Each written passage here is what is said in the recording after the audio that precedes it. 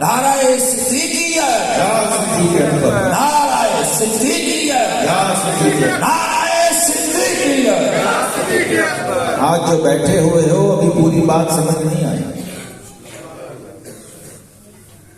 जनाब अली उल मुर्तजा ये बता रहे हैं कि नारा जो होता है ना, नंबर 1 तकबीर, नंबर 2 रिसालत और नंबर 3 सिद्दीकियत। कुरान ने यही बताया, कुरान की तरतीब यही है, मिनन नबीयीन व सिद्दीकीन। कुरान की तरतीब यही है, नबी के बाद सिद्दीक है और शेर खुदा अली उल मुर्तजा की तहरीर यही है। अभी भी नहीं समझ आया नारा? नारे की तरतीब है, अगर हिफ्ज़ मरातब न कुनी जिंदगी। सूफिया कहते हैं अगर हिफ्ज़ मरातब का ख्याल न रखा तो फिर दीन से फिर जाओगे। सारी जिंदगी जनाब शेर खुदा ने ये अकीदा दिया है, और ये सही बुखारी की हदीस आपको इसीलिए पेश कर रहा हूं कि जब नारा लगाना है तो अली वाला लगाना है। कौन सा? अली वाला। एक नारा हैदरी है और एक हैदरी नारा है। हैदरी नारे का तर्जुमा मैंने किया है अली वाला नारा, ताकि और आसान हो। जो मिंबर पे आपने लगवाया, अपनी औलाद को समझाया, अपनी नस्लों को बताया, अपने मानने वालों को समझाया। क्या लोगों, अबू बकर सिद्दीक को बीच में से स्किप करके या बाईपास करके अगर तुमने निकलने की कोशिश की तो मारे जाओगे। यानी मैं एक मिसाल आपको सादा सी देता हूँ, सादा सी मिसाल देता हूँ कि बारगाह रिसालत आप सल्लल्लाहु अलैहि वसल्लम ने, आप तो मस्जिद में बैठ के, महफिल में बैठ के नारा लगा देते हैं ना बेतरतीबा।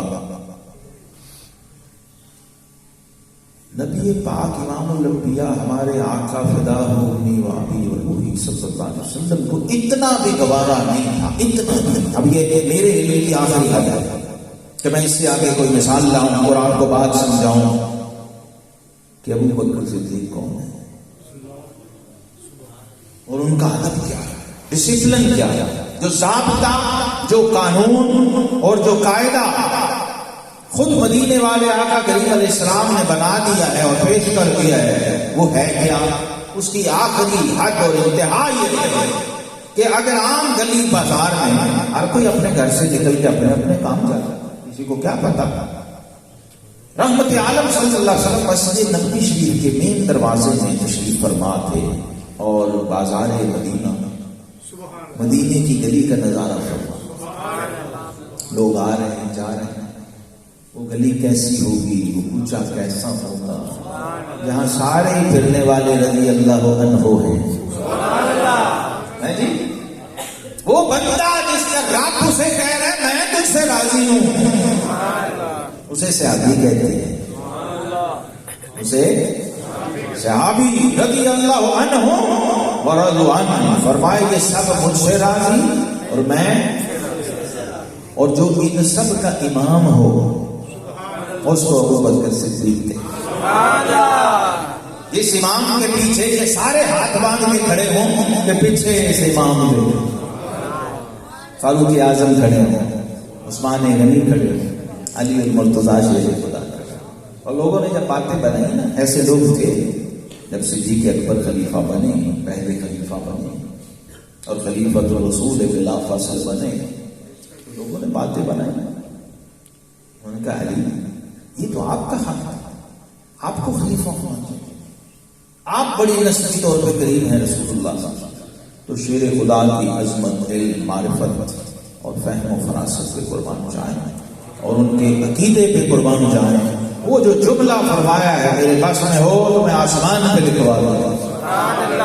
आपने फरमाया लोगों ये अबू बकर सिद्दीक वो है जिसको रसूलुल्लाह सल्लल्लाहु अलैहि वसल्लम ने हमारे दीन में आगे किया। جس کو اللہ کے رسول نے دین میں آگے کیا، ہم نے اسے دنیا میں بھی آگے کر لیا، تو اب تمہیں کیا تکلیف ہے؟ کیا بات ہے، جب سے یا رسول اللہ یا صدیق یا علی، تو ہمیں اہل سنت کو یہ شرف ہے، اعزاز ہے، الحمدللہ ہمارا یہ اعزاز ہے، ہمیں شہزاد نسبت قاسم و جعفر سے ہے گہری، ہمیں شہزاد نسبت قاسم و جعفر سے ہے گہری۔ اب یہ شاید کوئی خوش نصیب سمجھنے میں ہو جو قاسم اور جعفر دونوں کو جانتا ہو۔ آج جو قاسم و جعفر کو جانتا ہے اس سے بڑا خوش نصیب ماں نے پیدا کر دیا۔ اس دور، اس ماحول اور ان حالات میں امام جعفر صادق یہ پوتے علی کے ہیں، نواسے صدیق اکبر کے۔ میں سیدوں کو ہاتھ باندھ کے کہتا ہوں شاہ جی ہم تو اپنا سودا نہیں بیچ رہے، آپ کے گھر کا لنگر ہی بیچ رہے،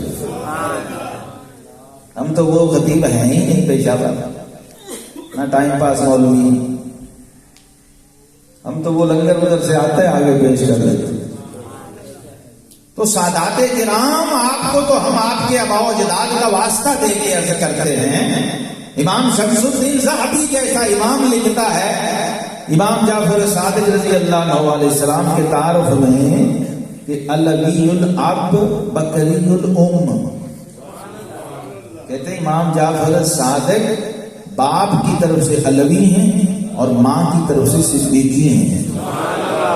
تو اہل بیت کا تو شجرہ ہی مکمل نہیں صدیق اکبر کے بغیر، اس لیے امام جعفر صادق کی والدہ بھی صدیقی اور آپ کی نانی بھی صدیقی، اور یہ جو نام لے رہا ہوں یہ نانا ہے، یہ سیدنا امام جعفر صادق کے نانا جان ہے، امام قاسم بن محمد بن ابی بکر، جو ہمارا نقشبندی شجرہ ہے، اس میں حضرت امام جعفر صادق کے اوپر آپ کا نام ہے، مرشد بھی ہیں اور نانا بھی۔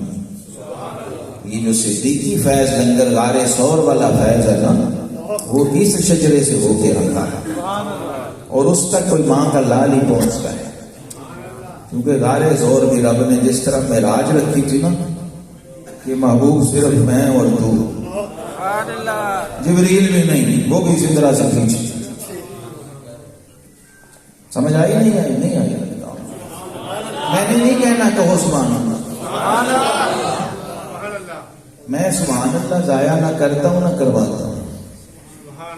اگر جنت میں واقعی درخت چاہیے، جس دن چاہیے ہو اس دن سبحان کے لیے کہنا سبحان اللہ۔ جو آپ نے ضائع کیے نا جنت کے درخت، وہ ضائع ہیں سب، کوئی ایک درخت نہیں لگتا جنت میں کہ خطیب کے لیے، نگیب کے لیے، فرمائشی، جبری، دکھاوے کا، بناوٹ کا، خود کو پتہ بھی نہیں کہنے والے کو کہ میں کہتی کہ نہیں بھائی۔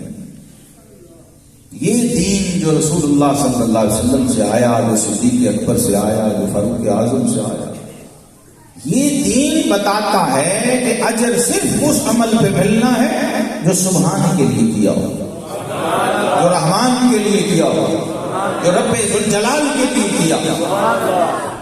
نیت ہی نہیں، انما الاعمال بالنیات ہی سمجھ نہیں آئی۔ سب سے مشہور حدیث اس میں کیا کہا گیا ہے؟ انما لکل امرئ ما نوی، فرمایا بندے اجر تجھے صرف اس عمل کا ملنا ہے جس میں نیت رضائے الہی، بندے کے لیے نہ کہو سبحان اللہ، بندے کے رب کے لیے کہو سبحان اللہ، اور اس بات پہ کہو سبحان اللہ کہ وہ مصور کیسا ہوگا جس کی یہ تصویر، یہ رب نے جو 1,24,000 اپنی قدرت کے شاہکار بنا کے پیغمبر و رسول بھیجے ہیں، یہ اس لیے تو بھیجے ہیں کہ دسے صورت راہ بے صورت دا، رب صورت سے پاک ہے لیکن اس نے ایسی صورت بنا دی کہ دیکھیں تجھے اور تسبیح میری پڑھیں جی، وہ سبحان اللہ آپ کے کام آئے گی جس دن آپ کے اندر سے نکلی، دل سے نکلی، وہ لے جائے گی جنت میں۔ ہاں، کیونکہ درخت لگ گیا تو ہو نہیں سکتا کہ درخت والا باہر رہ جائے۔ اصل فارمولہ یہ ہے، مجھے جو سمجھ آئی، میں نے بڑا غور کیا کہ یہ کیا فلسفہ ہے کہ میں بیٹھا دروگے والا سلامت پورا، میرا درخت جنت میں جی، بندہ ڈیفینس میں بیٹھا ہو پھر بھی میرا درخت دروگے والے میں ہو تو مجھے کیا فائدہ جی؟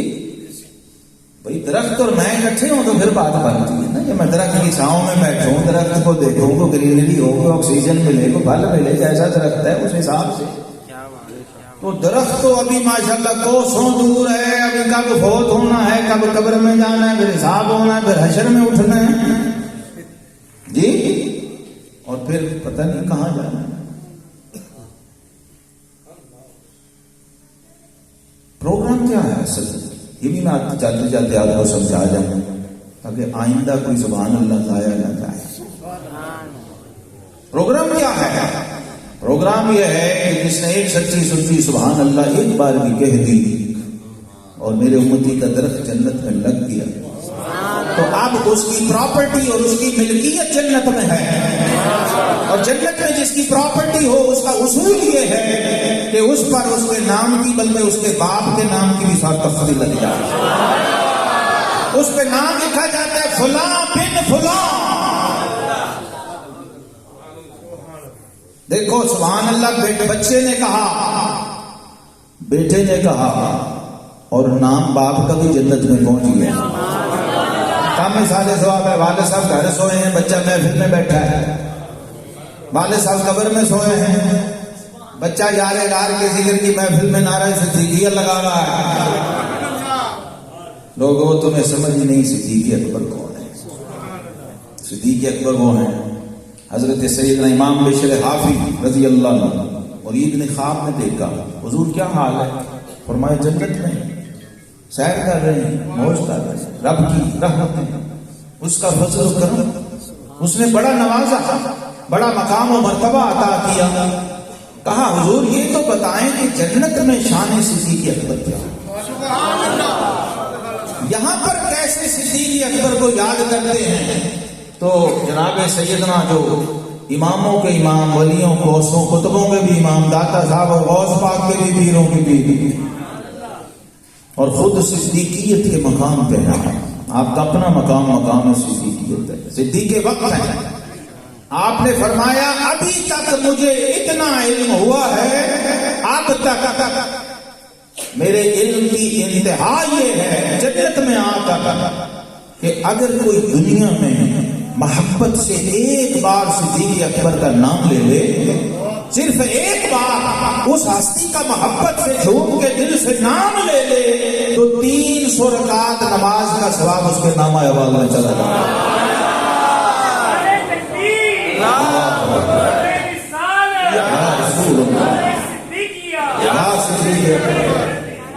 اب اپنی مرضی ہے، 1 منٹ بھی پورا نہ لگا اور 300 رکعت نماز تو جو محفل میں بیٹھے اس کے نامہ اعمال میں چلا گیا، اور جتنے بیٹھے ہیں اگر سب کو پلس کر کے ملٹی پلائی کر رہے ہیں، اور جب اصالے ثواب ہوگا تو انہیں خود بھی پتہ نہیں ہونا ہم کیا کیا اصالے ثواب کر رہے ہیں،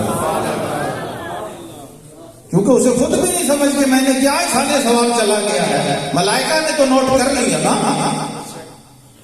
اتنی بار نام لیا ہے جناب صدیق اکبر رضی اللہ، جتنی بار لیا ہے اتنا 300، اس کو جمع کرتے جائیں، 300 رکعت نماز ایک ایک بندے کو، اور جتنی بار کہا اتنے 300، اور وہ سارے جمع ہو کے ان کے نامہ اعمال میں تو ہیں، یہ آگے جن کو ٹرانسفر کر رہے ہیں، جن کو تحفہ ہدیہ بھیجنا اس کو بھی جا رہا ہے۔ اور ذرا مجھے یہ بتاؤ کہ کیا نام یہ ہے تو نام والا کیوں؟ ابھی تو نام کیا ہے جس کا نام رب کو اتنا پیارا ہے، جس کے نام کا بونس یہ ہے کہ محبت سے میرے محبوب کے محبوب کا نام لینے والے صرف نام پہ 300 رکعت ہے، اگر ساتھ کوئی کام بھی کر لیا، کیونکہ صدیق اکبر نے نام نہیں کام کیا ہے، اس لیے قرآن بھی ان کے قصیدے پڑھ رہا ہے، صاحب قرآن بھی ان کی شان بیان کر رہے ہیں۔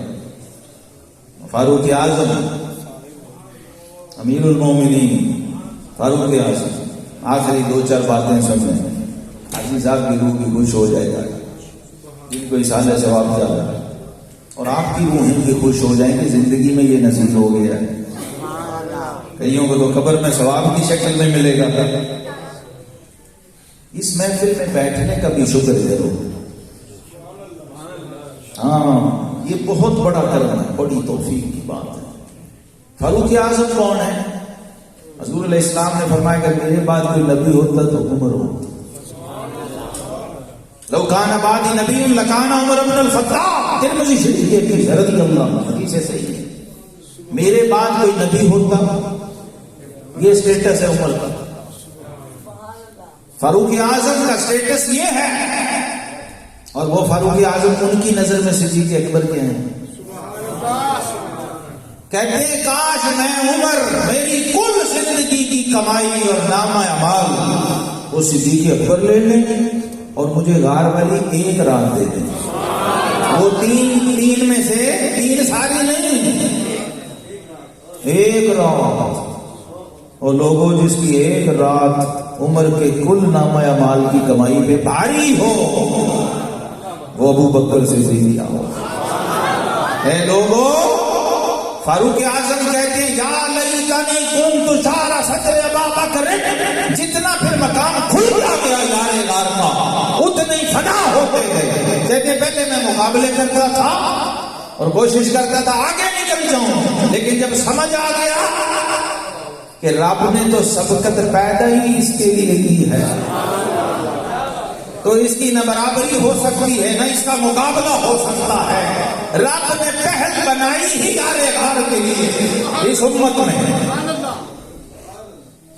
تو آخری حد کیا کی پھر فاروق اعظم نے، جب مقام کھلتے گئے کہ شان ہے کیا، مقام ہے کیا، تو آخری حد یہ ہوئی، ایک دن آپ نے فرمایا لوگو یا لیتنی کنت شعر صدر ابا بکر، کاش میں عمر بن خطاب نہ ہوتا، میں ابو بکر صدیق کے سینے کا ایک بال ہوتا۔